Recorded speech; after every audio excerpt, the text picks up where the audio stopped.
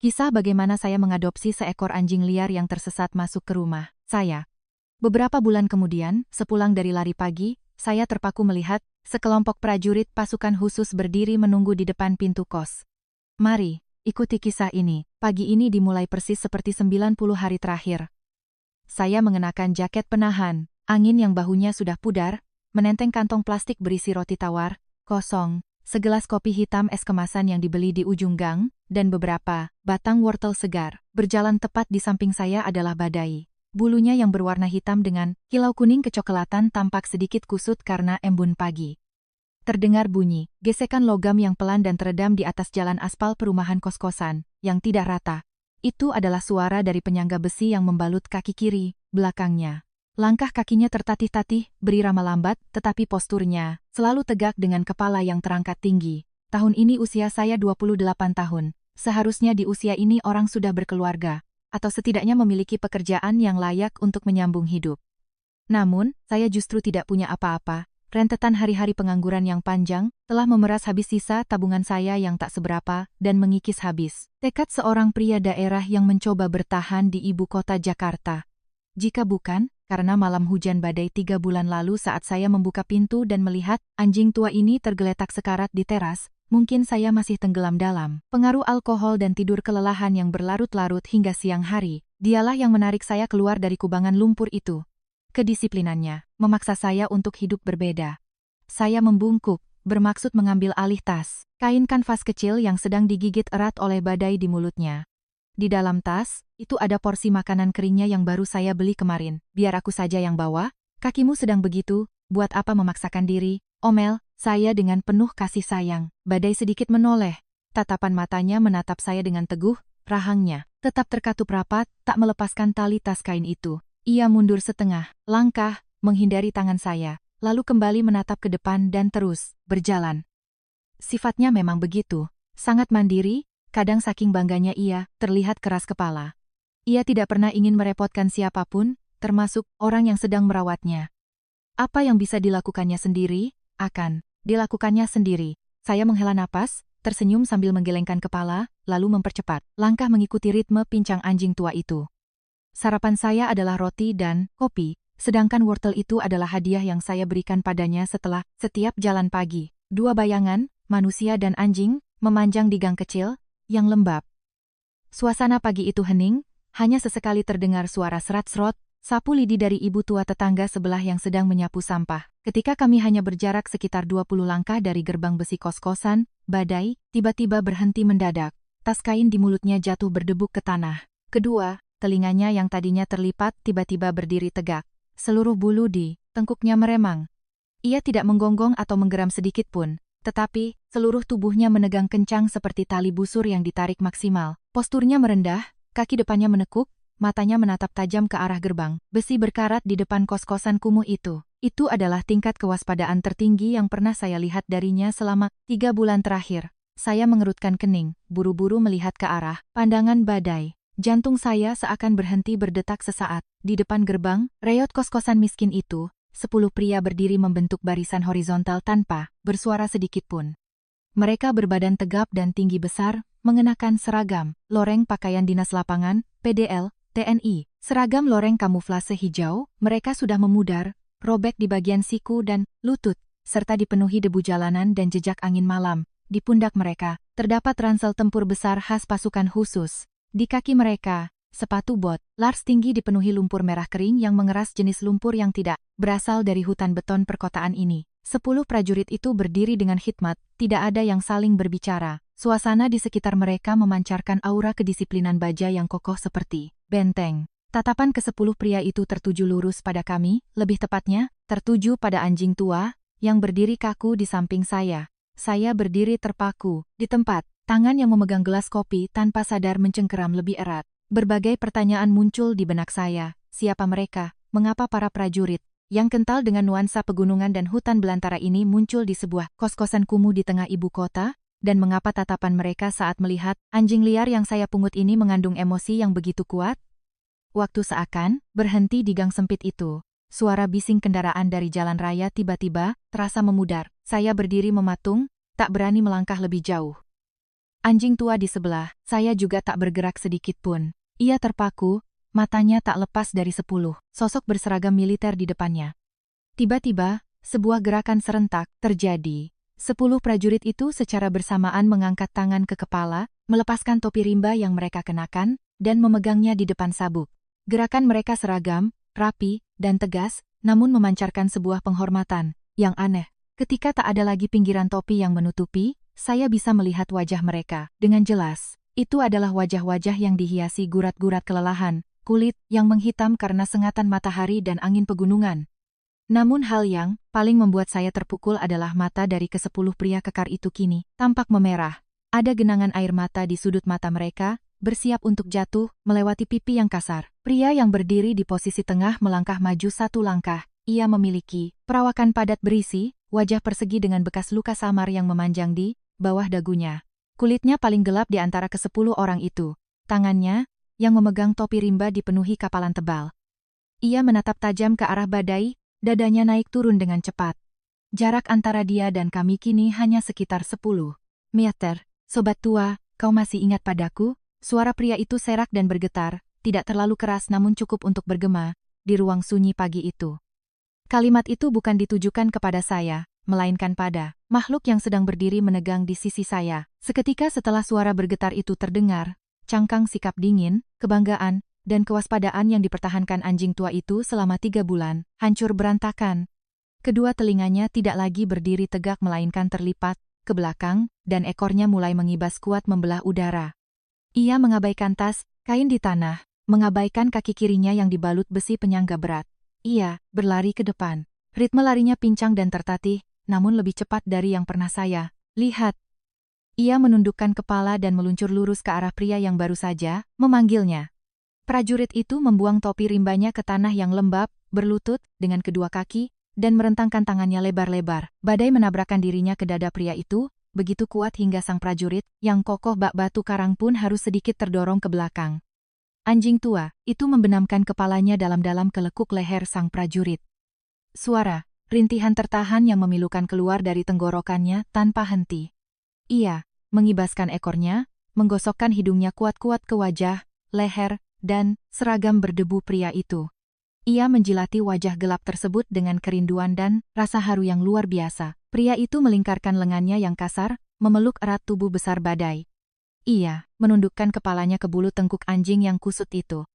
Bahunya bergetar, seiring isak tangisnya. Saya melihat air mata menetes diam-diam di wajah sang komandan, membasahi bulu anjing tua itu. 9 prajurit di belakangnya juga tak mampu menahan emosi. Ada yang memalingkan wajah, mengusap sudut mata dengan punggung tangan. Ada pula yang berdiri sambil menggigit bibir, mata mereka merah padam menatap sang komandan, dan makhluk berkaki 4 yang saling berpelukan di tengah gang kecil itu. Saya berdiri membeku, tangan masih menenteng kantong roti dan kopi. Pemandangan di depan mata menghantam sanubari saya. Selama ini saya mengira diri sayalah penyelamat anjing malang ini, menyelamatkannya dari kelaparan.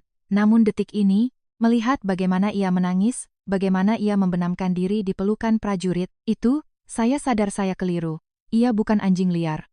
Ia adalah seorang pejuang yang kehilangan keluarganya. Dan kini, keluarganya telah menempuh perjalanan ribuan kilometer menembus angin dan badai untuk menjemputnya pulang. Emosi yang begitu kuat di gang kecil itu mulai menarik perhatian beberapa tetangga. Ibu tua penjual warung kopi di depan gang menghentikan sapunya, menyipitkan mata ke arah gerbang besi. Beberapa jendela noken dari kamar kos terdekat juga mulai terbuka sedikit. Saya sangat tahu rasa ingin tahu penghuni kos-kosan kumuh ini. Gosip akan segera menyebar jika kami terus berdiri di sini. Silakan, bapak-bapak, masuk ke kamar saya dulu untuk istirahat, berdiri di luar. Sini nanti, jadi tontonan orang, ujar saya memecah keheningan yang menyayat hati. Itu. Sang komandan mengangkat kepala, mengusap wajahnya dengan punggung tangan. Ia menepuk lembut pinggang Badai dan perlahan berdiri. 9 prajurit di belakangnya segera merapikan sikap, memungut topi mereka, dan memakainya kembali, dengan rapi. Badai tak beranjak selangkah pun dari komandan itu, tubuhnya terus menempel pada kaki celana loreng pria tersebut. Ekornya tak henti-hentinya mengibas. Saya berjalan di depan memandu, memutar kunci yang berbunyi klik, lalu mendorong pintu kayu yang mulai lapuk dari kamar kos saya. Kamar saya tak sampai 20 meter persegi, namun dipenuhi segala macam barang berantakan khas pria lajang.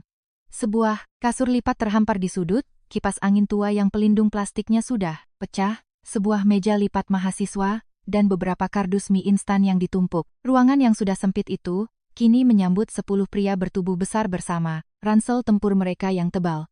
Kamar seketika terasa sangat sesak. Saya melihat sekeliling dengan canggung, menyadari saya hanya punya 2 kursi plastik biru yang kakinya sudah retak. Kamar saya sempit sekali, tidak ada tempat duduk yang cukup. Mohon maaf ya, Pak, kata saya. Nada suara saya menunjukkan rasa sungkan bercampur malu. Kemiskinan yang terpampang di depan orang asing selalu membuat kita merasa rendah diri. Namun para prajurit itu tidak sedikit pun peduli dengan kesempitan atau kemiskinan tersebut. Sang komandan tersenyum ramah dan mengibaskan tangannya. Jangan repot-repot, Mas. Kami ini sudah biasa hidup di hutan dan gunung. Ada tempat untuk berteduh dari hujan dan panas seperti ini saja sudah sangat bagus. Setelah berkata demikian, ia memberi isyarat kepada anak buahnya. Dengan sangat alami dan serempak, 10 prajurit itu segera menurunkan ransel mereka. Menyusunnya rapi di sudut dinding. Dari kantong ransel, mereka mengeluarkan jas hujan ponco TNI berwarna hijau lumut.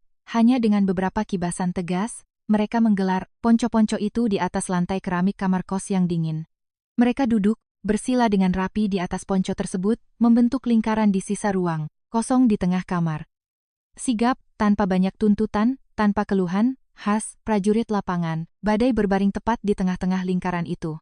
Ia menyandarkan moncongnya di atas lutut sang komandan. Sesekali ia melirik prajurit lainnya. Siapapun yang mengulurkan tangan untuk mengelus kepala atau menggaruk telinganya, dibalas dengan rintihan lembut dari tenggorokannya. Tatapan dingin dan waspada yang biasa ia tunjukkan pada saya hilang tanpa sisa, digantikan oleh kepuasan dan kedamaian yang mendalam. Saya menarik kursi plastik dan duduk di dekat pintu, memberikan seluruh ruang untuk reuni mereka. Melihat 10 pria kekar berwajah garang mengelilingi dan mengelus seekor anjing tua yang cacat dengan tatapan penuh kasih sayang, saya tiba-tiba merasa dada saya sesak oleh haru. Saya mengeluarkan set cangkir teh tua, menyeduhnya dengan air panas, lalu membuat sepoci teh seduh sederhana untuk menyambut tamu. Uap panas mengepul, membawa aroma teh yang menenangkan, mengusir sedikit hawa lembab dari kamar kos yang kurang sinar matahari ini. Sang komandan menerima cangkir teh dari tangan saya, mengangguk berterima kasih, lalu meminumnya seteguk. Ia meletakkan cangkir itu, menatap saya dengan tenang. Halo Mas. Dari tadi, saat kita bertemu, kami terlalu emosional sampai belum sempat menyapa dengan benar. Saya Kapten Bayu, Komandan Satgas Pamtas, Satuan Tugas Pengamanan, Perbatasan. Ini Bagus, wakil saya, dan ini rekan-rekan prajurit lainnya. Kapten Bayu menunjuk ke arah pria tinggi berkacamata tebal di sebelahnya, lalu memperkenalkan yang lainnya satu persatu. Saya mengangguk membalas sapaan mereka, menyebutkan nama, usia, dan menceritakan singkat tentang keadaan saya. Mengetahui saya berusia 28 tahun, Kapten Bayu tersenyum dan berkata, semua anggota saya di sini lebih tua darimu, yang paling muda saja sudah kepala 3. Panggil kami abang atau bapak saja biar lebih akrab. Bagaimana ceritanya kamu bisa bertemu dengan anjing ini? Tanya Kapten Bayu, menatap Badai yang sedang tertidur lelap di pangkuannya. Saya menceritakan dengan rinci tentang malam hujan badai 3 bulan lalu.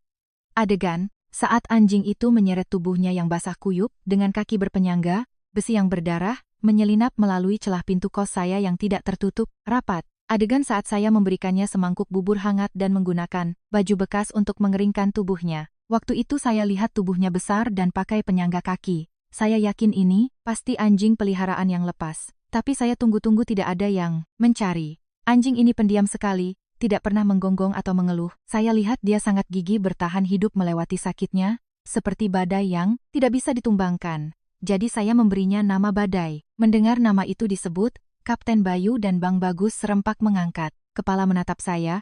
9 prajurit lainnya juga membelalak kaget. Suasana tiba-tiba menjadi sangat hening, sampai-sampai saya bisa mendengar bunyi detak jam dinding. Apa saya salah kasih nama, Pak? Tanya saya ragu, takut jika saya melakukan sesuatu yang menyinggung mereka. Bang Bagus mendorong kacamata di pangkal hidungnya lalu tertawa lepas. Tawanya yang nyaring memecah kecanggungan. Tidak salah, tebakanmu tepat sekali. Nama aslinya di buku dinas K9 memang Badai. Maknanya juga sama persis seperti yang kamu pikirkan. Menerjang gagah berani layaknya badai di hutan belantara. Kebetulan yang luar biasa itu seakan menghapus batasan tak kasat mata antara seorang warga sipil biasa dan para penjaga perbatasan negara. Kapten Bayu mengelus punggung badai dengan kuat, tatapannya menerawang keluar jendela, tempat awan abu-abu pekat mulai berkumpul. Suaranya merendah, perlahan ia mulai menceritakan pada saya tentang masa lalu anjing tua itu. Badai bukan anjing hias, bukan pula anjing penjaga rumah biasa. Ia adalah prajurit yang menyandang pangkat resmi. Ia adalah anjing pelacak, K9 paling berprestasi di pos perbatasan kami. Kapten Bayu menyesap tehnya yang mulai dingin. Dalam ceritanya, tergambar lanskap perbatasan yang sangat keras. Hutan belantara, Kalimantan yang lebat tertutup kabut sepanjang tahun. Tebing-tebing batu yang tajam, jalan setapak yang curam di tepi jurang. Di garda terdepan negara itu, badai pernah menjadi mata dan hidung paling tajam bagi seluruh tim Satgas. Penciumannya begitu peka, hingga ia bisa mencium bau mesiu dan narkoba yang disembunyikan rapat-rapat di dalam batang pohon berongga dari jarak ratusan meter. Sendi-sendinya, napasnya, sudah terbiasa melintasi bukit dan sungai, melacak jejak para kriminal yang memotong jalur hutan. Ia telah hidup bersama ke-10 pria ini. Tidur di tengah ganasnya hutan belantara, berbagi jatah biskuit ransum, berbagi tegukan air sungai selama bertahun-tahun. Ia adalah rekan seperjuangan, saudara yang menempuh hidup dan mati bersama mereka. Mendengar kisah itu, saya menunduk menatap anjing yang kini berbaring patuh di lantai. Tidak ada lagi kesan kumuh dari seekor anjing liar. Dari tubuh tuanya, yang cacat itu seakan memancar cahaya keberanian dan kehormatan. Kapten Bayu mengusap perlahan penyangga besi berkarat di kaki kiri badai. Gerakannya sangat hati-hati, seolah takut sentuhan kecil saja bisa membangkitkan rasa sakit dari luka yang tak pernah benar-benar sembuh. Keheningan menyelimuti kamar kos itu. Para prajurit di sekelilingnya menundukkan wajah, raut muka, mereka muram, memikul beban penyesalan tak kasat mata yang mendalam. Luka ini bukan karena kecelakaan biasa, Kapten Bayu berdehem, melanjutkan ceritanya dengan suara seraknya. Ini adalah jejak dari sebuah pertempuran hidup dan mati 3 tahun yang lalu. Pertempuran yang menyelamatkan nyawa seluruh tim saya, tetapi merenggut karir dan sepasang kaki sehatnya. Itu adalah operasi penyergapan berskala besar yang menargetkan sindikat penyelundup narkoba lintas negara yang bersenjata api. Tim Satgas, beranggotakan 10 orang yang dipimpin Kapten Bayu ditugaskan untuk menyusup ke hutan dan melakukan penyergapan di sebuah celah tebing terjal dekat garis perbatasan. Selama 5 hari 5 malam mereka tiarap berkamuflase di balik dedaunan busuk, hanya memakan biskuit ransum dan meminum air sungai untuk bertahan hidup. Badai juga berbaring diam tak bergerak di samping komandannya, tak mengeluarkan suara sedikit pun. Meskipun digigit lintah hutan berkali-kali, kedisiplinannya yang mutlak membantu tim menjaga posisi mereka tetap rahasia. Pada malam ke-6, sinyal dari pos pemantau menunjukkan bahwa kelompok kriminal mulai bergerak melintasi tebing. Ada 5 orang membawa ransel berisi barang terlarang, dan semuanya memegang senapan serbu di tangan mereka. Mereka bergerak, sangat hati-hati, terus-menerus mengirim orang untuk memeriksa jalan. Ketika kelompok itu masuk tepat ke dalam titik penyergapan tersempit, perintah serangan dikeluarkan. Suar ditembakkan ke langit, merobek kegelapan malam hutan belantara. Teriakan peringatan untuk menyerah bergema dari segala penjuru. Disergap tiba-tiba, kelompok penjahat itu panik namun segera memberikan perlawanan sengit. Mereka membuang ransel barang haram itu dan menembak membabi buta ke arah batang-batang pohon besar, berusaha membuka jalan darah untuk melarikan diri kembali ke seberang perbatasan. Situasi sangat mencekam. Medan pegunungan yang terjal membuat tim Satgas kesulitan untuk mendekat dan melumpuhkan target. Bang Bagus memimpin 3 anggota memutar melalui tebing batu untuk mengunci rute pelarian mereka, sementara Kapten Bayu dan tim utama terus menekan dari belakang. Pemimpin sindikat itu adalah yang paling licik dan beringas. Memanfaatkan lereng berbatu, ia berguling ke samping bukit, mengarahkan laras senapan AK-47-nya, lurus ke arah raka prajurit termuda di tim yang sedang merangsek maju. Jaraknya terlalu dekat, raka tak sempat mencari tempat berlindung. Dalam sepersekian detik yang menentukan hidup dan mati itu, badai bertindak. Ia tidak menunggu perintah komandan. Digerakkan oleh insting melindungi rekannya, badai melompat menembus semak berduri, menerjang lurus ke arah penjahat itu, dengan kecepatan mengerikan. Suara tembakan senapan memekakkan telinga terdengar beruntun. Penjahat itu terpelanting jatuh ke tanah akibat terjangan keras badai. Peluru mengoyak lumpur, tepat di depan ujung sepatu bot raka. Namun sebagai gantinya, terdengar lengkingan kesakitan yang menyayat hati memecah kekacauan pertempuran itu. Sebuah peluru menyerempet dan menembus paha kiri belakang badai. Tembakan dari jarak dekat itu merobek sebagian besar ototnya, dan menancap langsung ke tulang anjing pemberani tersebut. Rasa sakitnya pasti luar biasa, namun dengan insting petarungnya, Badai mengerahkan sisa tenaga terakhirnya untuk menggigit lengan. Penjahat yang memegang senjata itu menolak melepaskannya hingga Kapten Bayu dan rekan-rekannya datang mengamankan situasi sepenuhnya. Operasi berakhir dengan sukses. Kelima penjahat beserta seluruh barang bukti berhasil diamankan. Ke-10 anggota tim Satgas selamat tanpa kurang suatu apa pun. Namun, di bawah sorotan lampu senter lapangan, pemandangan Badai yang terengah-engah sekarat di atas tumpukan daun kering, dengan kaki kiri yang berlumuran darah dan lunglai tak berdaya, membuat hati ke-10 prajurit itu hancur. Raka memeluk anjing itu, menangis terseduh-seduh di tengah hutan belantara. Kapten Bayu buru-buru merobek perban medis darurat, mengertakkan gigi membalut luka dan menghentikan pendarahan rekan berkaki empatnya. Mereka bergantian menggendong Badai, berlari menembus hutan sejauh 15 km menuju perkampungan suku Dayak terdekat, memohon bantuan tabib desa untuk menyelamatkannya. Itu adalah malam terpanjang dalam sejarah dinas militer seluruh tim Satgas. Kamar kos itu kembali hening, hanya terdengar suara dengungan kipas angin dan napas Badai yang teratur. Cerita Kapten Bayu membuat mata saya berkaca-kaca. Saya menatap bekas luka menonjol yang membentang dari paha hingga ke tumit. Anjing tua ini bisa merasakan rasa sakit mengerikan yang pernah ditanggungnya. Waktu di desa, Bapak Tabib Dayak itu sudah berusaha sekuat tenaga untuk menyelamatkan kakinya. Bang Bagus mengambil alih cerita, suaranya merendah. Penuh kepahitan, tabib itu menggunakan ramuan herbal untuk menghentikan pendarahan, mengembalikan letak tulang yang hancur, lalu mengambil sebatang besi, pipih untuk membuat penyangga.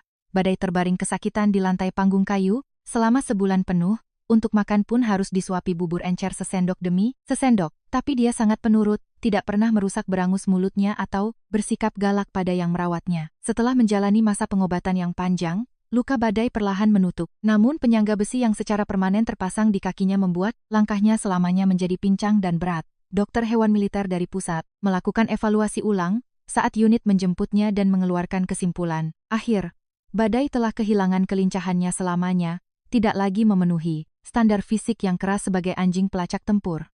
Keputusan agar Badai dipensiunkan dini disetujui oleh atasan. Ia terpaksa ditarik dari garis depan, dipindahkan untuk hidup di pusat pelatihan anjing, pelacak K9 di pangkalan militer di garis belakang. Hari penyerahan Badai ke truk militer dari pusat pelatihan, 10 prajurit berdiri berbaris horizontal di lapangan pos perbatasan. Kapten Bayu sendiri yang melepaskan tali kekang taktis yang biasa dipakai Badai, menggantinya dengan kalung leher kulit yang lebih lembut. Badai sepertinya memahami perpisahan yang akan segera terjadi. Ia menempelkan tubuhnya ke celana komandan, menggunakan hidungnya yang basah untuk menyundul. Tangan setiap prajurit seolah mengucapkan selamat tinggal.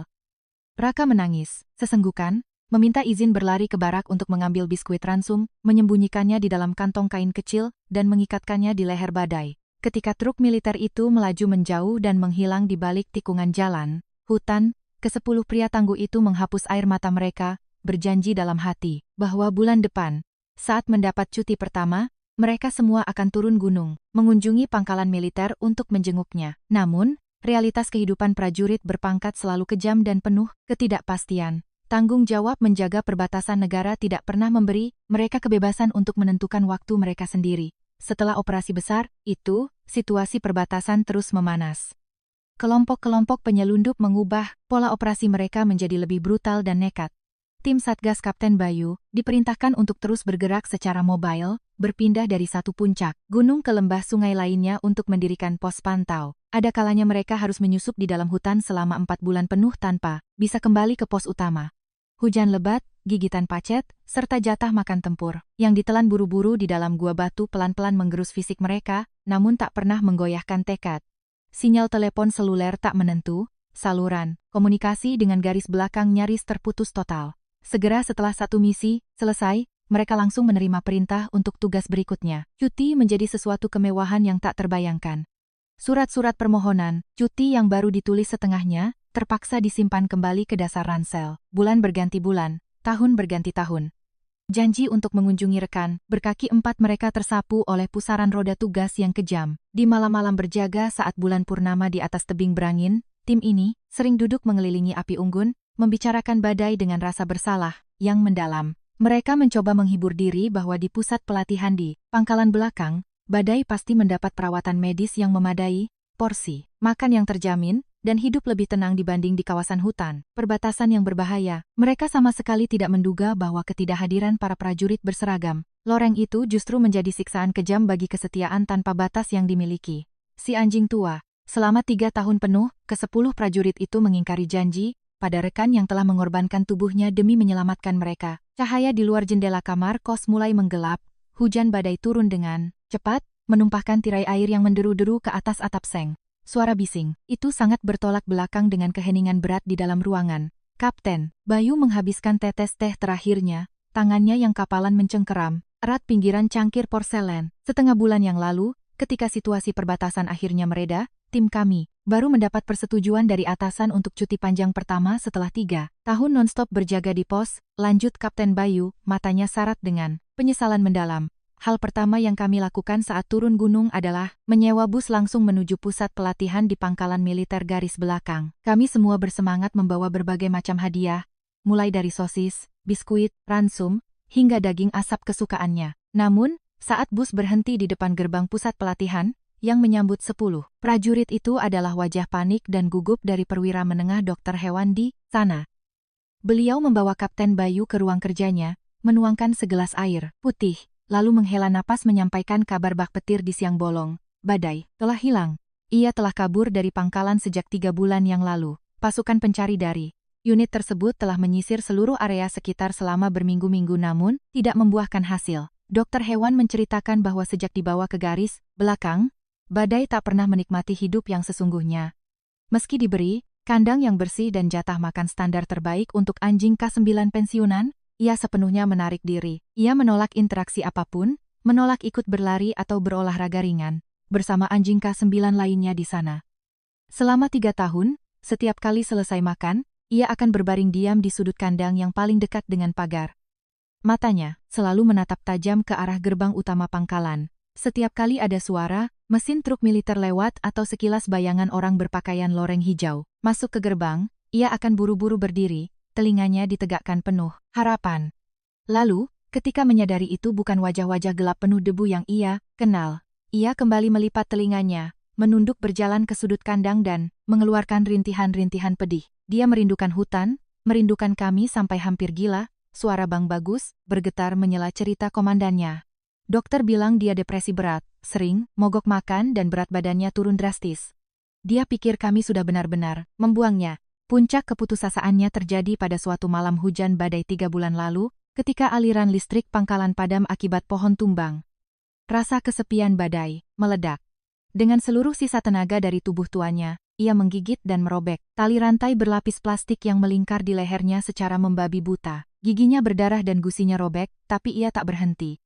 Hingga lapisan plastik itu terputus dan kabel kawat di dalamnya patah, ia akhirnya bebas. Ia menggunakan kaki kirinya yang berpenyangga besi untuk mendobrak papan penahan hujan di belakang kandang, menyelinap melewati celah kawat berduri, dan menghilang ke dalam pekatnya malam. Dia ingin pergi mencari kami. Kapten Bayu menutup wajahnya, suaranya tercekat. Seekor anjing cacat yang sudah terlalu lama meninggalkan pegunungan tidak memiliki arah yang jelas. Ia hanya bisa mengandalkan insting dan sedikit sisa ingatan tentang arah utara, tempat deretan pegunungan jauh berada. Tempat rekan-rekannya bertugas. Dari pangkalan militer ke pegunungan, ia harus melewati puluhan kilometer. Jalanan beton kota yang sibuk. Hiruk-pikuk kendaraan, debu knalpot dan lautan. Manusia telah merusak indera penciumannya yang sejak awal dilahirkan untuk hutan belantara. Badai kehilangan arah. Ia berkeliaran tanpa tujuan melintasi jalanan asing, menyeret kakinya yang bengkak dan berdarah di atas aspal panas, mengais sisa makanan di tumpukan sampah untuk bertahan hidup hari demi hari. Ia perlahan berubah menjadi makhluk yang kumal, kotor, diusir dan dilempari batu oleh orang-orang. Ia berusaha menghindari manusia, hanya berani bergerak di gang-gang gelap yang lembab untuk merawat harapan kecilnya menemukan kembali bayangan baju loreng hijau yang familiar. Hingga malam badai yang menentukan nasib itu, ketika tenaganya benar-benar habis, ia ambruk di depan pintu kamar kos saya. Saya menggosokkan kedua telapak tangan saya yang sedingin es. Ingatan tentang malam takdir 3 bulan lalu kembali dengan sangat jelas. Kisah dari Kapten Bayu merangkai gambaran utuh tentang sahabat berkaki 4 yang kini melingkar di sebelah saya. Ternyata, ketika takdir mempertemukan kami, saya dan Badai sama-sama berada di titik terendah dari jurang keputusasaan. Oktober tahun itu, angin kencang awal musim penghujan menghantam ibu kota, membawa hujan deras yang tak kunjung reda. Berbanding terbalik dengan karier, luar biasa si anjing tua. Hidup saya saat itu adalah rentetan kegagalan yang memalukan. Perusahaan tempat saya bekerja bangkrut. Saya dibuang ke jalan dengan selembar surat pemutusan hubungan kerja, disusul oleh wawancara kerja yang hampa, dan gelengan kepala penolakan yang tak henti-hentinya. Uang sewa kos. Menunggak 2 bulan, bapak kos terus menggedor pintu mengancam akan mengusir. Malam itu, saya membeli 2 botol arak murah dan menghabiskannya dalam kegelapan. Kamar 20 meter persegi ini. Saya membuang segala harapan, berniat keesokan, paginya akan mengemasi barang dan pulang ke kampung, pasrah menerima cemoohan, keluarga dan tetangga. Tepat saat saya menundukkan kepala di meja, terdengar suara gemerisik pelan dari luar pintu. Suara gesekan lemah pada kayu lapuk yang diiringi embusan napas berat. Saya terhuyung-huyung keluar dan membuka sedikit pintu. Angin kencang menerpa wajah saya. Di bawah cahaya remang-remang lampu jalan, sebuah gumpalan hitam tergeletak rata di atas tanah yang becek. Itu adalah Badai. Seluruh tubuhnya basah kuyup oleh lumpur, bau busuk menyengat tajam. Penyangga besi di kaki, kirinya berkarat, gesekannya menciptakan luka lecet yang mengeluarkan darah segar. Ia tak mampu mengeluarkan suara, hanya dadanya yang naik turun dengan putus asa. Matanya yang keruh menatap saya dengan kepasrahan seekor makhluk yang bersiap mengembuskan napas terakhir. Pemandangan itu menghantam benak saya yang sedang mabuk. Di saat saya ingin menyerah pada hidup saya sendiri, kegigihan dan ketahanan makhluk cacat ini untuk bertahan hidup telah membangunkan saya. Tanpa ragu, saya merengkuh tubuh bau dan kotor itu dan menariknya masuk ke dalam kamar. Saya menggunakan semua handuk dan baju bekas saya untuk mengeringkan bulunya. Menyalakan kipas pemanas yang salah satu lampunya sudah rusak, dan menyorotkannya ke arah badannya. Mengaduk-aduk panci, saya buru-buru memasak. Sisa beras terakhir menjadi bubur encer, lalu dengan sabar menyuapkannya, sesendok demi sesendok kepada makhluk asing ini. Malam itu, seorang pemuda pecundang dan seekor anjing tua cacat saling bersandar, untuk melewati dinginnya kehidupan. Mendengar saya menceritakan momen tersebut, suasana di ruangan itu seketika meredup. Kapten Bayu menutupi wajahnya dengan kedua tangan, bahunya bergetar, menahan tangis. Raka duduk di sebelahnya, terisak keras. Begitu kami menerima kabar ia hilang, kami batal pulang kampung saat cuti. Bang Bagus melepaskan kacamata minusnya, buru-buru menyeka embun di lensanya, dan melanjutkan. Seluruh tim yang terdiri dari 10 orang meminta izin untuk tetap berada di ibu kota. Kami memencar-mencari ke seluruh penjuru kota. Kami menguras seluruh uang saku kami untuk mencetak ribuan brosur, menempelkannya di tiang listrik dan halte bus. Pencarian itu berlangsung selama setengah bulan. Para prajurit perbatasan yang tak terbiasa dengan jalanan kota, terpaksa berjalan kaki hingga sol sepatu mereka menipis menyusuri setiap gang. Mereka bertanya pada para pengemudi ojek online, menggali informasi dari ibu-ibu pengepul barang bekas, meminta bantuan polisi setempat untuk memeriksa ratusan jam rekaman CCTV dari rumah warga di pinggir jalan. Ada kalanya pencarian terasa buntu, tetapi bayangan rekan tua mereka yang menyeret kaki di tengah padatnya jalanan kota, membuat mereka mengertakkan gigi dan terus melangkah. Akhirnya, rekaman CCTV dari sebuah toko kelontong berjarak 5 km dari kos-kosan ini menangkap gambar Badai pada malam badai tersebut. Melacak arah, pergerakan yang tertati itu dengan kemampuan pengintaian mereka, tim Kapten Bayu berhasil membatasi area pencarian di lingkungan kos-kosan kumuh ini. Pagi-pagi buta tadi, mereka diam-diam berbaris di depan gerbang dengan dada berdebar cemas dan takut. Sampai mereka melihat siluet tak asing itu perlahan berjalan keluar bersama saya. Perjalanan pencarian penuh air mata dan keringat dari para prajurit itu akhirnya berakhir bahagia di kamar kos yang sederhana ini. Di luar, hujan lebat masih menderu, tapi hawa lembab musim penghujan seolah terhenti sepenuhnya di balik pintu. Saya hati-hati menuangkan air panas ke dalam teko teh, menoleh ke arah Badai. Ia masih berbaring patuh di atas lantai keramik. Sesekali ekornya menepuk lantai, ketika ada tangan prajurit yang mengelus punggungnya. Pandangan saya bertemu dengan pandangan Kapten Bayu. Di mata komandan yang tangguh itu, terpancar rasa terima kasih yang tak terhingga. Bapak tidak perlu menatap saya seperti itu, saya tersenyum canggung dan perlahan melambaikan tangan menolak pujian tak terucap itu. Sejujurnya, malam itu saya memang membawanya masuk untuk berteduh, tetapi selama 3 bulan terakhir, dialah yang menyelamatkan saya. Dia yang menarik saya keluar dari kubangan lumpur yang saya ciptakan sendiri. Ke-10 prajurit itu diam mendengarkan. Saya berdehem, mulai mengutarakan hal-hal yang belum pernah saya ceritakan pada siapapun, bahkan kepada orang tua, saya di kampung. Bulan-bulan pertama Badai tinggal bersama saya tidaklah mudah. Saya saat itu adalah orang yang hidup berantakan, tanpa tujuan, tidur siang dan begadang, malam, bermain game atau mabuk-mabukan. Kamar kos dipenuhi botol minuman keras dan bungkus sisa makanan. Saya selalu tenggelam dalam kebencian terhadap hidup, namun kehadiran badai membawa kedisiplinan baja yang belum pernah saya bayangkan. Saya menceritakan kepada mereka tentang pagi-pagi buta. Ketika matahari belum terbit, badai sudah bangun. Ia tidak pernah menggonggong meminta makan atau merusak barang untuk menarik perhatian. Ia hanya diam-diam menyeret kaki cacatnya ke samping kasur saya, menggunakan hidung basahnya untuk menyundul si kuku dengan lembut.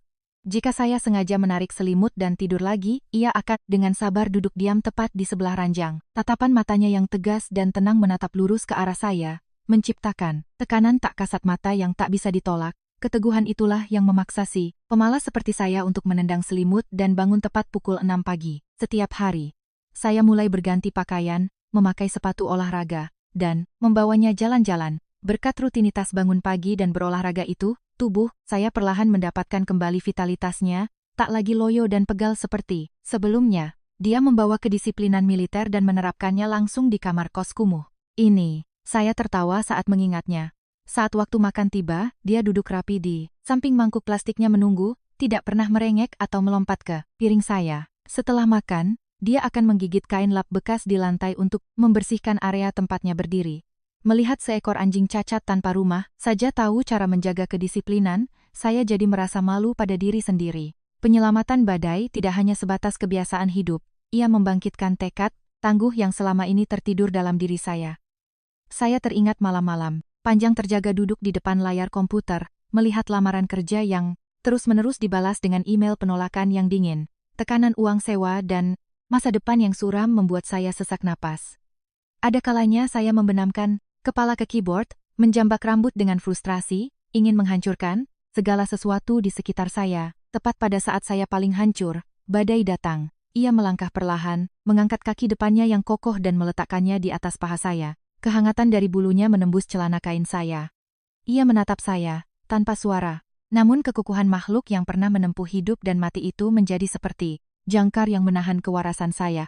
Saya menatap penyangga besi yang dingin di kakinya, bertanya-tanya bagaimana tubuh dengan tulang hancur seperti itu masih bisa berdiri tegak dan penuh kebanggaan. Berkat kaki yang bersandar itu, saya memberanikan diri melepaskan rambut kusut saya dan duduk tegak.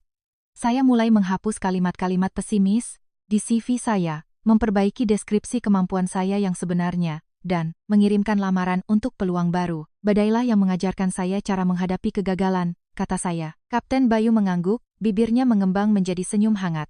Kami, prajurit perbatasan sering bilang pada diri sendiri, disiplin adalah kekuatan militer. Tidak disangka sifat itu meresap begitu dalam kealiran darahnya, dan dibawa turun sampai ke ibu kota untuk mendidikmu. Kamu memiliki instruktur yang sangat luar biasa. Percakapan antara saya dan para prajurit perbatasan itu berlanjut dengan terbuka dan tulus. Jarak usia atau profesi seakan terhapus sepenuhnya.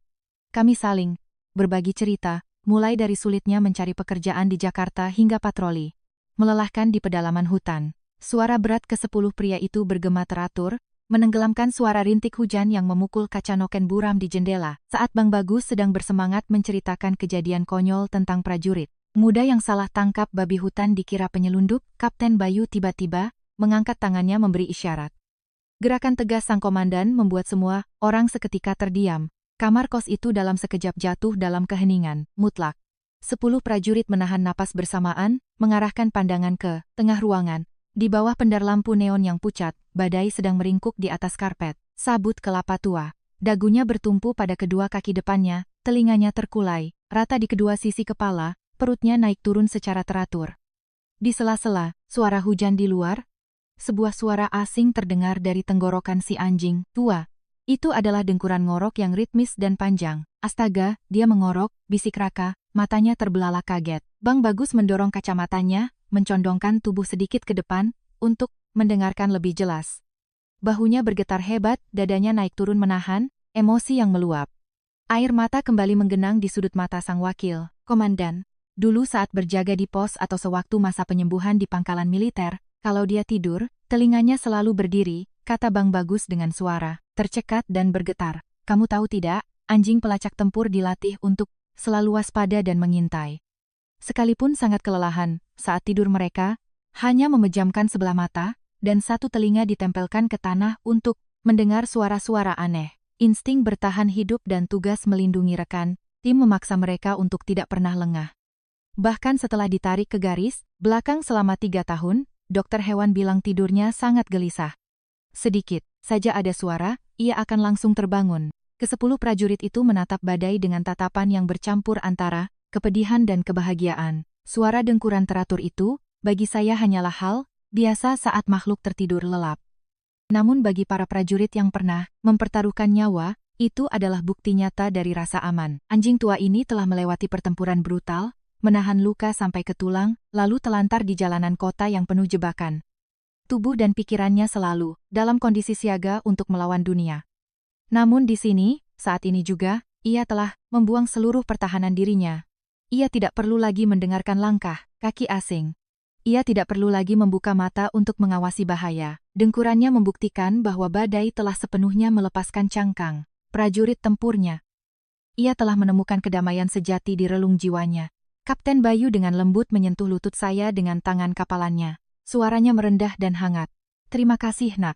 Terima kasih telah memberinya rumah yang sesungguhnya. Di pos perbatasan atau di pangkalan militer, kami hanya bisa memberinya kedisiplinan dan jatah makan standar, tapi kamu telah memberinya perasaan memiliki sebuah keluarga, tempat di mana dia tidak harus jadi penjaga, tempat di mana dia diizinkan menjadi lemah dan tidur nyenyak, seperti anak kecil. Kata-kata Kapten Bayu membuat sudut mata saya pedas. Saya menatap makhluk yang sedang mengorok di bawah kaki saya, merasakan ikatan tak kasat mata di antara kami semakin kuat.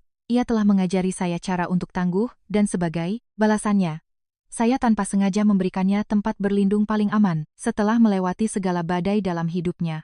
Jam dinding menunjukkan pukul 10.30 pagi. Sarapan saya yang hanya berupa roti kosong dan kopi hitam telah lama dicerna. Perut saya mulai berbunyi keroncongan, melakukan protes. Saya baru tersadar, sejak masuk ke kamar ini, 10 prajurit itu hanya minum beberapa teguk teh seduh. Mereka begadang semalaman di bus antar kota dari kawasan perbatasan, lalu berdiri di bawah hujan gerimis di depan kos-kosan sejak subuh. Mereka pasti sangat kelaparan. Astaga, keasikan ngobrol saya sampai lupa. Bapak-bapak pasti sudah lapar. Semua, biar saya lihat apa yang bisa dimasak untuk mengganjal perut, ujar saya, buru-buru berdiri, menarik kursi, dan berjalan menuju sudut dapur sempit yang hanya muat sebuah kompor gas portabel. Saya membuka lemari dapur reyot. Di dalamnya kosong melompong, hanya tersisa kardus mie instan yang sudah terbuka separuh, beberapa bumbu yang berserakan, dan 1 mika telur ayam kampung yang saya beli minggu lalu. Saya menggaruk kepala, canggung. Menjamu prajurit yang jauh-jauh datang dengan makanan murahan ala anak, kos seperti ini benar-benar membuat saya malu. Kamar saya sedang kehabisan bahan makanan segar. Kalau harus ke pasar sekarang, hujannya sedang deras. Bapak-bapak, bagaimana kalau kita makan mie instan campur telur saja untuk mengganjal perut? Ucap saya dengan rikuh, tangan saya mengambil panci aluminium terbesar dari rak piring. Ah, jangan repot-repot memikirkan menu. Mie instan pakai telur itu justru makanan mewahnya prajurit di lapangan. Kapten Bayu tertawa lepas sambil menggulung lengan bajunya. Kami sudah biasa makan dan tidur sembarangan. Sini, pinjam kompornya, biar kami bantu masak supaya cepat. Tak lama kemudian, sudut dapur kecil saya menjadi ramai. Raka dengan cekatan mengambil tugas menyobek belasan bungkus mie instan dan memasukkannya ke dalam baskom plastik bersih. Bang Bagus mengupas bawang merah, lalu menggunakan pisau kecil untuk mengirisnya tipis-tipis dengan sangat lihai. Saya menyalakan kompor gas portabel dan menuangkan air dari teko listrik ke dalam panci aluminium. Badai juga sudah terbangun. Ia menyeret kakinya mendekati area memasak kami. Hidungnya terus-menerus mencium aroma bawang goreng. Ia mengibaskan ekornya dengan penuh semangat, persis seperti anak kecil yang menunggu pesta besar. Air mendidih bergolak, saya menjatuhkan belasan bungkus mie instan ke dalam panci, lalu memecahkan 15 butir telur ayam kampung langsung ke dalam kuah. Aroma gurih bumbu mie instan berpadu dengan kekayaan kuning telur ayam kampung, menciptakan aroma merakyat yang menggiurkan. Hujan di luar jendela masih menderu, udara dingin menyusup lewat celah jendela, namun di dalam kamar kos, terasa hangat karena uap panas yang mengepul dari panci mie instan raksasa. Karena tidak cukup piring, ke-10 prajurit itu dengan sigap mengeluarkan perlengkapan dari ransel mereka. Ada yang menggunakan gelas loreng tentara, Velples, ada yang menggunakan mangkuk aluminium enamel tua. Raka mengangkat panci aluminium tersebut dan meletakkannya tepat di tengah alas ponco. Kami duduk membentuk lingkaran, ada yang menyeruput kuah dengan nikmat, ada yang meniup mie panas sebelum memakannya. Suara dentingan alat makan, diiringi tawa, dan canda yang riuh, menghidupkan suasana kos-kosan yang tadinya muram karena hujan. Makanannya sederhana, namun mengandung kehangatan yang tak biasa. Tak ada lagi batas antara seorang pemuda pengangguran dan para prajurit berseragam. Kami saling berbagi centong kuah manis, saling mengalah untuk telur setengah matang. Badai juga mendapat bagian semangkuk kecil mie instan yang sudah didinginkan. Ia memakannya dengan lahap, sesekali mengangkat wajahnya menatap semua orang dengan tatapan terima kasih. Panci mie instan telur di pagi yang hujan itu menjadi salah satu hidangan terenak yang pernah saya cicipi seumur hidup. Makan bersama selesai dengan cepat mengikuti gaya militer. Raka berebut tugas, mencuci piring, mengumpulkan semua gelas aluminium dan panci lalu mencucinya di kran air luar. Prajurit lainnya membersihkan area duduk membuang bungkus mie instan ke tempat sampah. Suasana ramai tadi kembali mereda, digantikan oleh keseriusan yang tak biasa. Kapten Bayu duduk bersila di atas ponco, menarik ransel tempur besarnya, mendekat. Ia membuka resleting, memasukkan tangannya dalam-dalam ke dasar ransel. Dari balik lipatan jas hujan dan peralatan lainnya, ia dengan hati-hati menarik keluar sebuah amplop kertas coklat. Amplop itu sudah lusuh, ujung-ujungnya sobek, dan dibungkus rapat dengan 2 lapis plastik kedap air. Ia meratakan lipatan amplop itu, tatapannya melembut. Kapten Bayu memegang amplop itu dengan kedua tangannya, memperlakukannya bak harta karun, lalu perlahan menyerahkannya kepada saya. Terimalah ini atas nama kami, suaranya berat, bernada seperti perintah, namun bercampur dengan permohonan yang tulus. Saya dengan bingung menerima amplop yang terasa cukup tebal dan berat itu. Saya membuka lapisan plastiknya dan mengintip ke dalam. Hal pertama yang tertangkap mata saya adalah setumpuk uang tunai dalam berbagai pecahan, didominasi pecahan 50.000 dan 100.000 yang disusun rapi. Di sebelah tumpukan uang itu, ada sebuah buku kecil bersampul kulit hijau lumut. Di sampulnya tercetak tulisan timbul berwarna emas yang sudah memudar karena waktu, buku dinas anjing, pelacak K9 TNI. Kapten, apa maksudnya ini? Saya tidak mengerti. Saya buru-buru menarik tangan dan mendorong amplop itu kembali padanya. Uang ini terlalu banyak, saya tidak bisa menerimanya. Saya merawat Badai karena ikatan takdir, bukan karena ingin meminta upah atau uang dari kesatuan Bapak. Kapten Bayu seketika mengangkat tangannya untuk menghentikan penolakan saya. Tenang dulu, dengarkan saya. Uang ini bukan upah karena kamu sudah memungutnya. Ini jumlahnya 30 juta rupiah. Ini adalah uang sisa gaji dan tunjangan yang disisihkan secara sukarela oleh ke-10 anggota tim kami selama 3 tahun. Terakhir, Bang Bagus yang duduk di sebelahnya ikut menjelaskan, sejak dia terluka dan dipensiunkan, kami tahu dia akan dirawat dengan standar militer di pangkalan, tapi kami tetap merasa bersalah. Dia mengorbankan kakinya untuk kami. Jadi, kami memotong uang jatah rokok dan kopi kami setiap bulan untuk ditabung di rekening bersama. Kami sering bercanda menyebut ini sebagai dana pensiun Badai. Niatnya, kalau nanti ada waktu menjenguknya, kami akan menggunakan uang ini untuk membelikan makanan enak dan suplemen tulang terbaik untuk masa tuanya. Ke-10 prajurit itu menatap saya dengan pandangan teguh. Kapten Bayu menepuk bahu saya. Kamu bilang kamu sedang menganggur, hidup juga sedang sulit. Memelihara dia pasti akan menambah beban pengeluaranmu. Anggap saja uang ini sebagai kontribusi dari mantan rekan seperjuangannya untuk membantumu membeli makanan dan obat-obatannya kalau dia sakit. Dan buku kecil itu adalah surat-surat identitas Badai, bukti bahwa dia pernah menjadi prajurit sejati. Sekarang kami resmi menyerahkannya kepadamu. Tolong simpan baik-baik, anggap ini sebagai kenang-kenangan dari batas negara sana. Saya menunduk menatap buku dinas pudar dan uang yang tersusun rapi itu. Dada, saya terasa sesak. 30 juta rupiah bagi prajurit yang bertugas di hutan, belantara dengan gaji yang tidak seberapa adalah jumlah yang luar biasa besar. Uang itu bukan sekadar lembaran rupiah. Di dalamnya terkandung keringat, air, mata, dan persaudaraan prajurit yang tak ternilai harganya.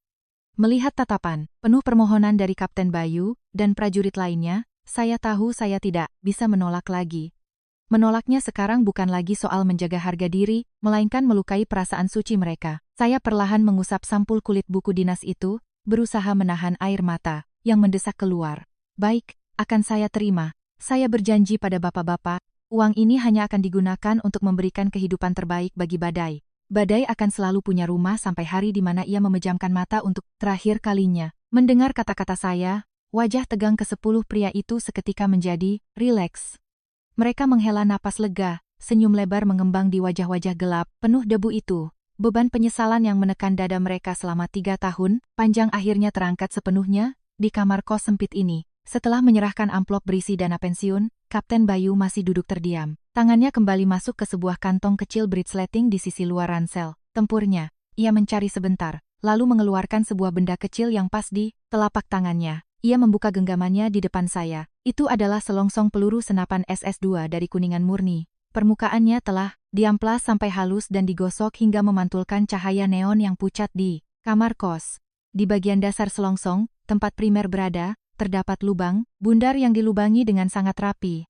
Melewati lubang itu, seutas tali, parakord militer hijau tua diikat erat membentuk lengkungan. Kapten Bayu memutar-mutar selongsong peluru itu, matanya penuh nostalgia. Ia lalu menceritakan asal mula benda kecil ini. Ini adalah selongsong dari peluru yang ditembakkan Raka sebagai perlindungan pada malam penyergapan di hutan itu.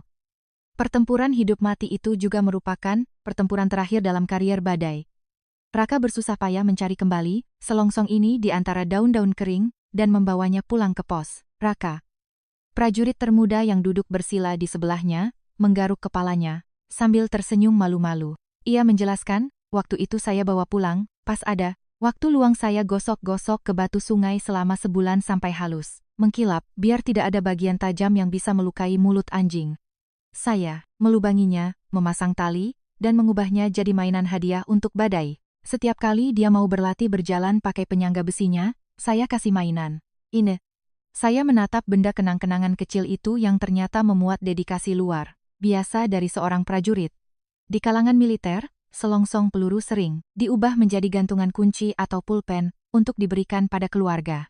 Tapi, menjadikannya mainan yang aman, dengan tali agar mudah digigit oleh anjing, butuh ketelitian dan kasih sayang yang teramat dalam. Kapten Bayu mencondongkan tubuh ke depan, mendekatkan selongsong peluru itu ke hidung Badai. Suara dentingan logam kuningan yang bergesekan terdengar. Hidung si anjing tua itu langsung bergerak-gerak. Ia mengendus tanpa henti. Indra, penciumannya yang tajam pasti mengenali aroma kuningan yang familiar.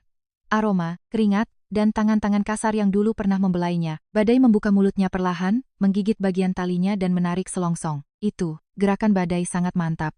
Ia menggigit benda itu erat-erat, menyeret kakinya yang berat, berbalik menuju sudut kamar tempat saya meletakkan karpet. Sabut kelapa yang menjadi alas tidurnya.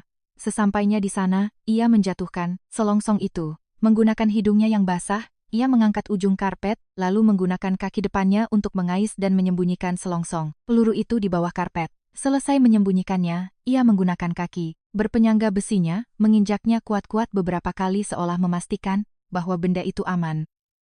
Terakhir, ia berbaring dan menopangkan dagunya tepat di atas posisi benda yang disembunyikan, menatap ke arah ke-10 prajurit dengan raut wajah sangat puas. Seluruh ruangan tertawa terbahak-bahak. Suara tawa yang lepas dan hangat, mengusir hawa dingin dari hujan di luar. Bang Bagus mendorong kacamatanya, bahunya terguncang karena tawa. Sifat anjing. Pelacak itu sangat konservatif. Dia ingat dengan jelas setiap barang miliknya. 3 tahun berlalu, dan dia masih ingat kebiasaan menyembunyikan mainan di kolong, tempat tidur persis seperti waktu di pos dulu. Dia simpan itu karena takut ada yang mengambilnya. Saya menatap Badai yang memeluk benda kenangan itu di bawah perutnya. Hati saya diliputi emosi yang sulit dijelaskan. Selongsong peluru senapan serbu itu tidak punya nilai material, namun menjadi satu-satunya jembatan penghubung yang mengikat ingatan anjing tua ini dengan masa lalunya yang gemilang di garis depan. Itu adalah hadiah paling berharga yang bisa diberikan oleh mantan rekannya dalam pertemuan singkat ini. Melihat betapa Badai menghargai selongsong itu, saya paham bahwa benda kecil itu akan menjadi harta karun tak ternilai yang akan menemaninya di tahun-tahun terakhir hidupnya di kamar kos ini. Suasana gembira dari cerita tentang selongsong peluru menyebar ke seluruh ruangan. Bang Bagus menepuk saku celana kargonya, mengeluarkan sebuah kantong plastik klip bening. Di dalamnya terdapat setumpuk foto-foto lama yang sudah menguning. Bang Bagus perlahan mengeluarkan foto-foto itu, menyusunnya berjajar di lantai agar semua orang bisa melihat. Ini adalah seluruh harta berupa dokumentasi visual yang kami simpan. Tentangnya, ucap Bang Bagus sambil menunjuk foto pertama. Foto itu menampilkan seekor anjing ras gembala yang masih kecil, bulunya acak-acakan, sedang berdiri menggigit sebelah sepatu bot yang kebesaran. Ini, waktu dia baru didatangkan ke pos. Kelihatan bodoh, tapi dari kecil dia sangat cerdas. Foto kedua, menampilkan 10 prajurit mengenakan jaket tebal, berdiri berbaris di atas tebing batu. dan yang berdiri di tengah dengan penuh wibawa adalah Badai. Ia mengenakan tali kekang dada tempur, harness, berlogo Kesatuan TNI, telinganya tegak, matanya menatap lurus ke arah lensa kamera, memancarkan pesona pejuang sejati. Penampilannya di foto itu sangat kontras dengan sosok tua dan lambat, yang kini memakai penyangga besi. Saya mengambil satu persatu foto itu dan memandangnya lekat-lekat, menyaksikan masa lalu gemilang sahabat berkaki empat saya. Setiap foto adalah cerita, potongan memori tentang hari-hari yang keras, namun membanggakan di hutan belantara sana. Tiba-tiba, Raka memecah suasana. Bang, bapak-bapak, sudah lama sekali tim kita tidak kumpul sama Badai. Apalagi sekarang formasinya lengkap. Kita foto bersama, yuk, buat kenang-kenangan, entah kapan lagi bisa kumpul seperti ini. Saran Raka langsung disetujui dengan antusias. Namun, satu masalah besar muncul, kamar kos saya terlalu sempit. Memasukkan 10 pria berbadan besar dan seekor anjing ke dalam satu bingkai kamera adalah tugas sulit. Tim mulai ribut mengatur formasi, ada yang duduk di lantai, ada yang berlutut, ada yang berdiri, membungkuk di belakang. Pemandangan itu berantakan tetapi dipenuhi gelak tawa. Saya mengambil ponsel lama saya dan membuka kamera.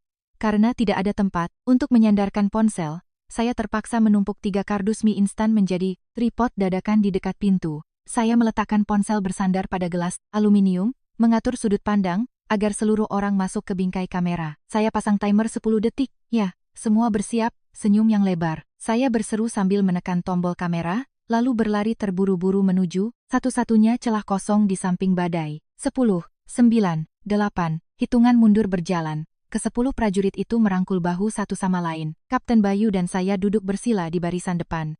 Badai seakan mengerti momen penting ini. Ia duduk tegap, kepalanya diangkat tinggi, kedua telinganya terlipat ke belakang, matanya menatap lurus ke arah lensa kamera ponsel. 3, 2, 1, klik, lampu kilat menyala terang. Saya buru-buru berlari mengambil ponsel dan melihat hasilnya. Meskipun resolusi kameranya rendah dan pencahayaan di kamar redup, foto itu menangkap momen yang tak ternilai. Kontras di foto itu sangat kentara, 10 prajurit berseragam loreng yang lusuh berdebu, dan saya, pemuda berkaus oblong biasa. Namun, senyum cerah dari 11 manusia dan wajah serius anjing tua di tengahnya telah menghapus semua batas status dan identitas. Foto ini bagus sekali, Mas, kata Kapten Bayu memuji. Tolong kirim fotonya via WhatsApp ke kami untuk disimpan ya. Namai saja kontak saya Bayu Satgas, Pamtas. Saya dengan cepat menyimpan nomornya dan mengirimkan foto itu ke masing-masing orang. Bunyi notifikasi pesan berdenting beramai-ramai. Saya memandang foto di layar ponsel saya dan menyadari sesuatu yang sangat bermakna. Mulai detik ini, saya bukan lagi seorang lajang yang sebatang kara di kota besar, dan Badai bukan lagi anjing cacat tanpa rumah.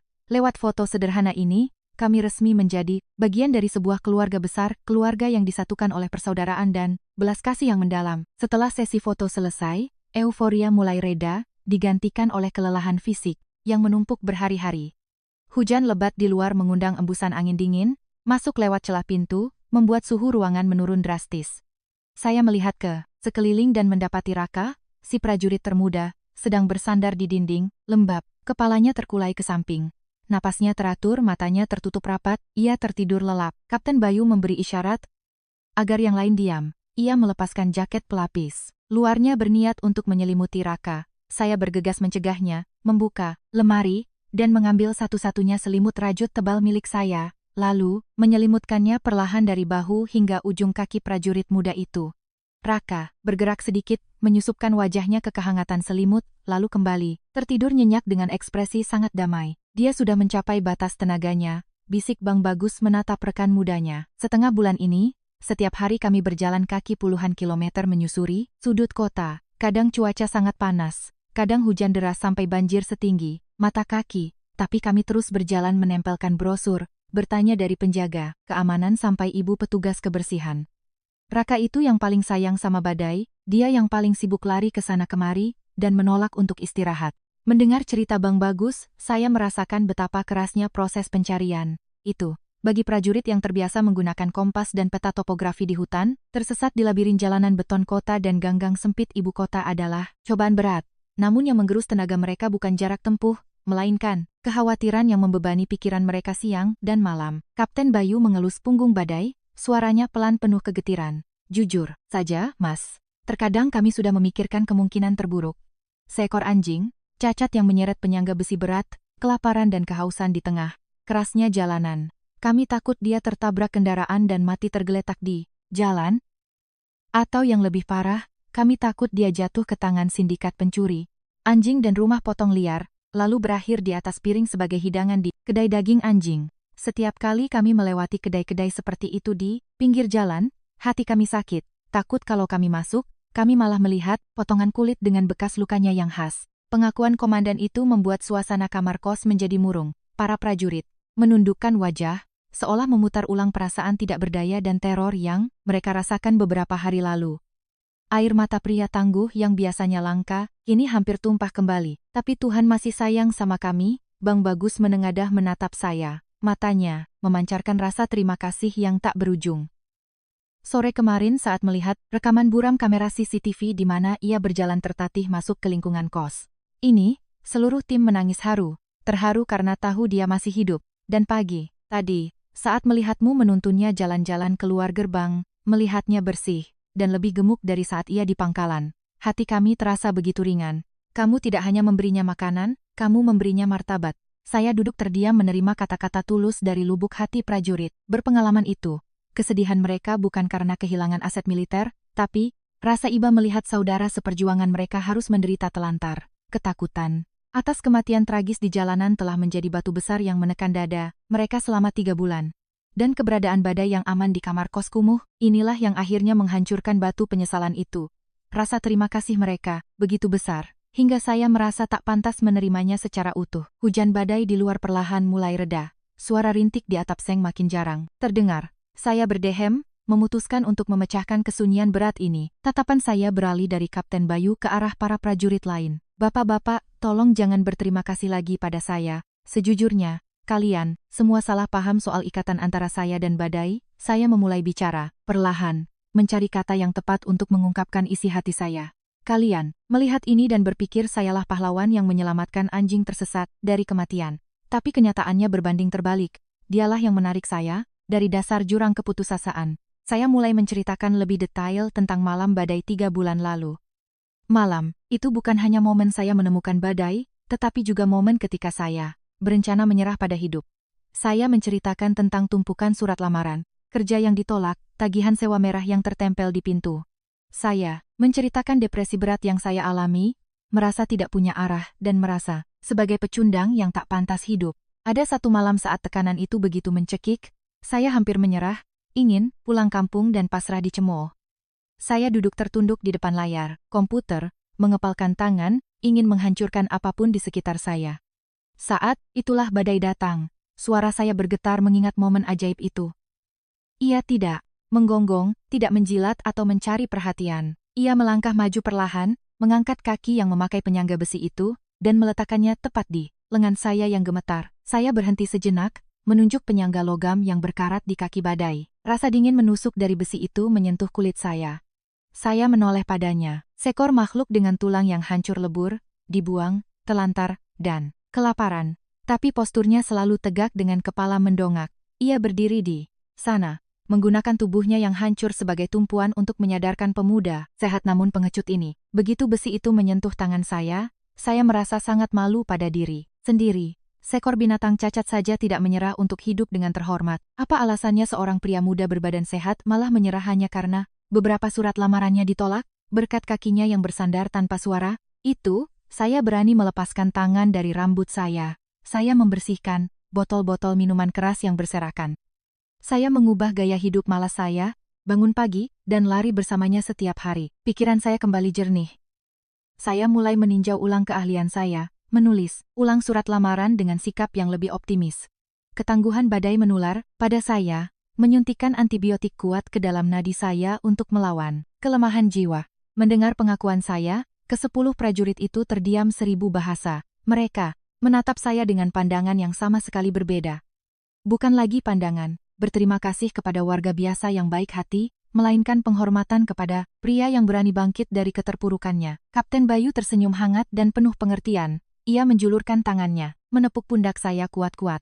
Di militer, kami membentuk karakter manusia dengan disiplin baja. Kesulitan dan penderitaan tidak akan membunuh seorang prajurit, hanya kepengecutan yang akan membunuhnya. Badai adalah prajurit hebat, dia menerapkan pelajaran disiplin itu untuk membentuk ulang karaktermu. Dan kamu menerimanya dengan sangat baik. Kapten Bayu menarik tangannya, menoleh pada Badai yang sedang tidur. Suaranya menjadi dalam, melafalkan setiap kata dengan jelas, menampilkan wibawa seorang komandan yang sedang memberi instruksi resmi. Badai, tugas patrolimu di hutan sudah selesai. Mulai sekarang, misi barumu adalah tinggal di sini sebagai sahabat dan penjaga bagi majikanmu ini. Mengerti? Badai perlahan mengangkat kepalanya, telinganya bergerak pelan.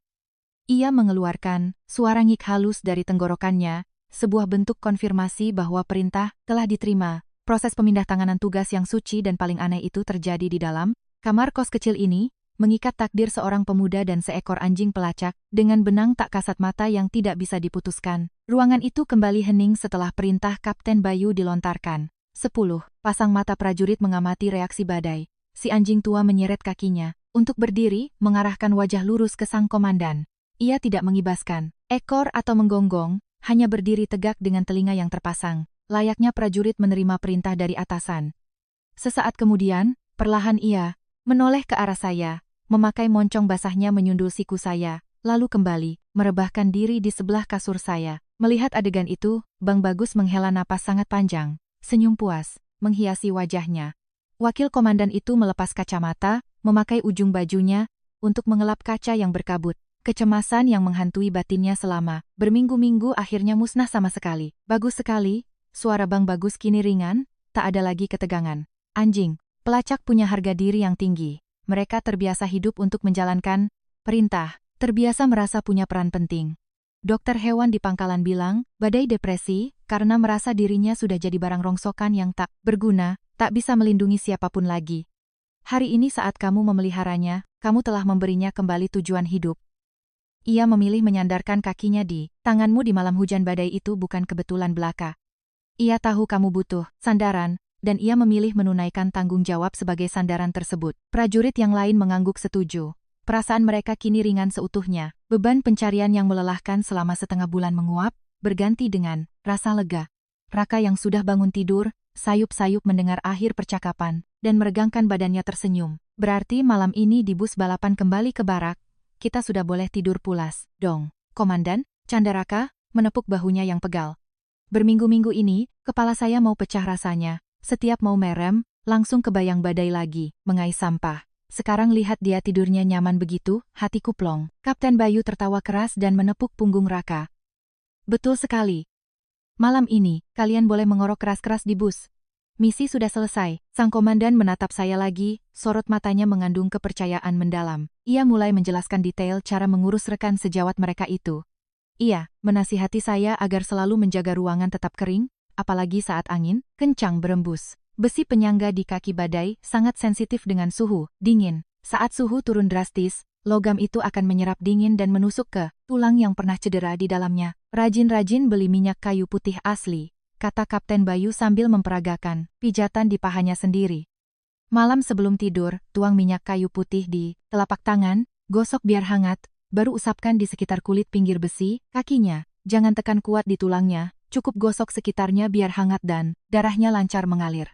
Dengan begitu di malam yang dingin dia tidak akan terbangun kesakitan. Bang Bagus juga berhati-hati mengeluarkan buku saku seukuran telapak tangan dari ranselnya. Ia mencatat di sana jadwal suntik tahunan dan nama-nama vitamin, tulang yang diresepkan oleh klinik. Ia mendaftarkan jenis makanan apa saja yang ramah bagi lambung anjing pelacak tua. Tidak boleh makanan yang terlalu asin, dan sangat dilarang memberikan tulang pipa yang besar, karena bisa merusak gigi tuanya. Semua pengalaman yang terkumpul dari bertahun-tahun dinas bersama, diturunkan pada saya dengan sangat teliti. Saya duduk mendengar penuh perhatian, sesekali, mengangguk tanda mengerti.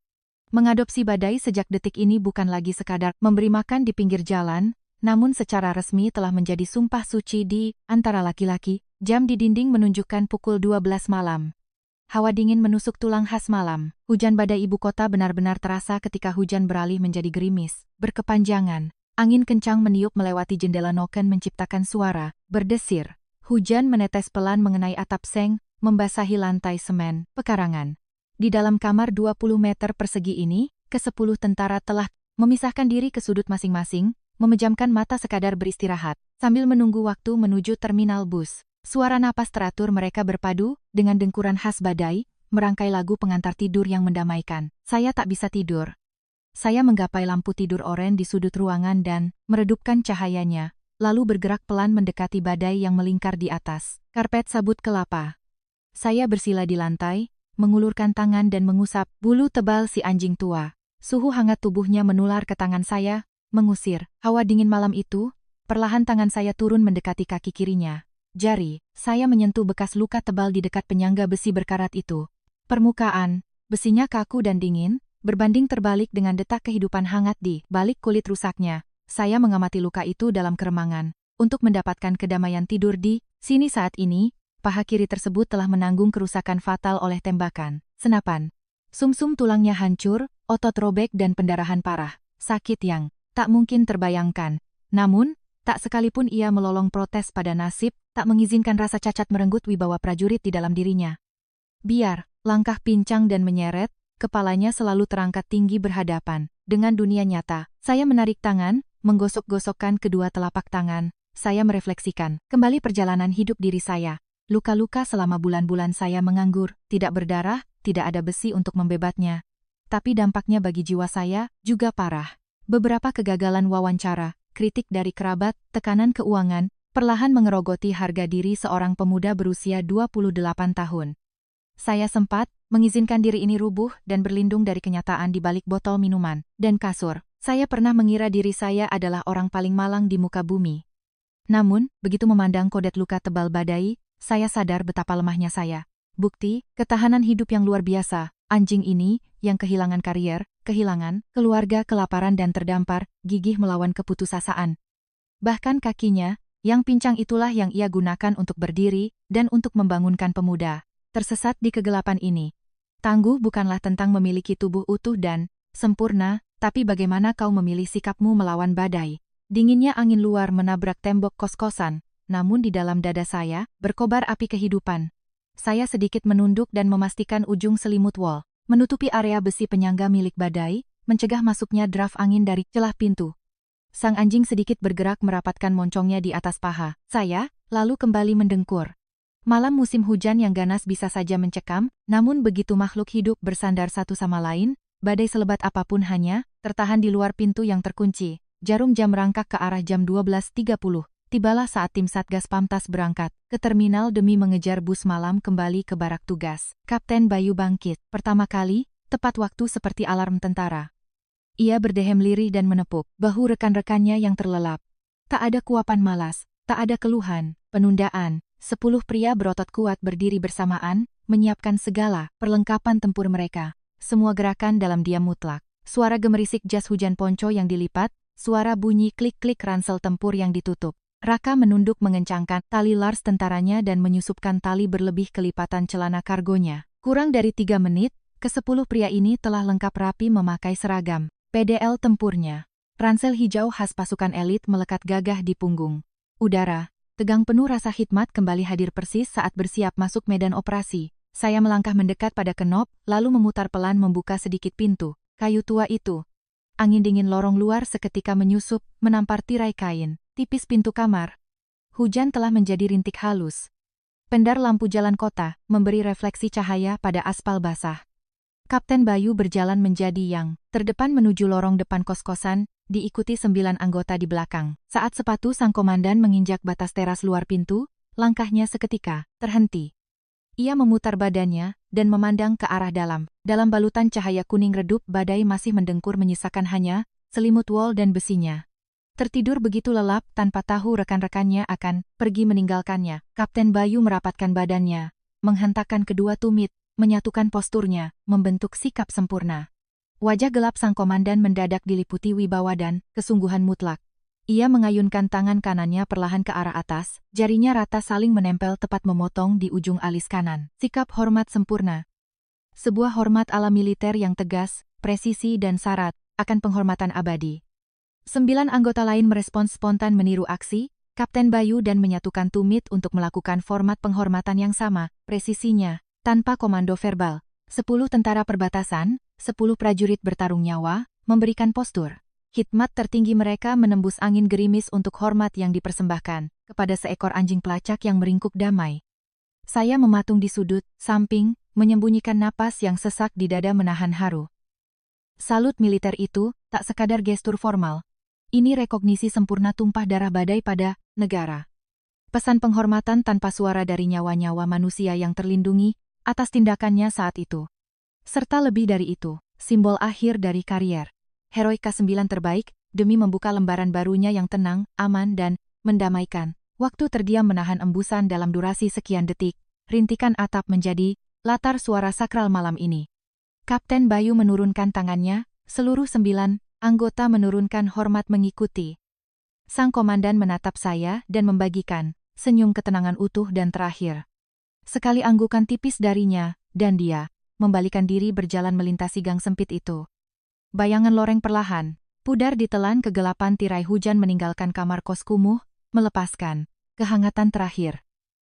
Suara hentak kaki Lars sekian jauh tersamarkan air yang menetes. Saya menutup celah pintu rapat-rapat dan menguncinya 2 kali mencegah embusan. Draft. Ruangan 20 meter kini terasa kosong lapang. Bukannya kedinginan, justru atmosfer ruangan ini bagai kehangatan yang tertanam pekat. Saya melepaskan diri ke bangku plastik di pinggir pojok, merapikan lampu baca kecil, dan mengamati benda-benda pemberian sang prajurit. Amplop hijau lusuh berisi dana pensiun senilai 30 juta rupiah itu telah saya simpan di laci saya gembok rapat. Dana suci tabungan para ksatria, itu uang, pensiun dan jatah jaminan hidup badai. Pantang buat saya gunakan demi keperluan serampangan. Tepat di bagian tasnya terdapat selongsong kuningan maut peluru, senapan serbu yang bersinar terpantul pendar cahaya neon. Memori pengingat dari gunung dan belantara yang kelam. Saya menyentuh buku dinas anjing pelacak yang bersejarah itu, menggosok lapisan hijaunya menelusuri rentetan riwayat. Tinta-tinta biru menuliskan rapi dari tanggal diutus ke unit, prestasi, pendeteksi bom narkotika di akar pohon besar, hingga sebaris pena tinta merah, dengan rapi cacat tertembak penyelamatan nyawa prajurit, diusulkan. Dipensiunkan, saya menggeser buku sejarahnya dan merapatkan pada laptop murah saya yang usang. Tampilan berkas lamaran pekerjaan malam sebelumnya belum diselesaikan penuh. Status saya pengangguran parah seolah tercetak ejekan, tapi menatap luka dan kodet kaki badai.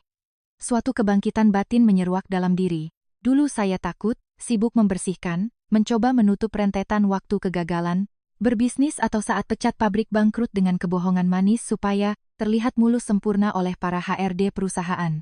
Jika malam ini ada pelajaran emas, maka tak usahlah berpura-pura dengan menyembunyikan realitas kegagalan. Segala kesengsaraan dan masa putus asa adalah tanda kodet luka batin.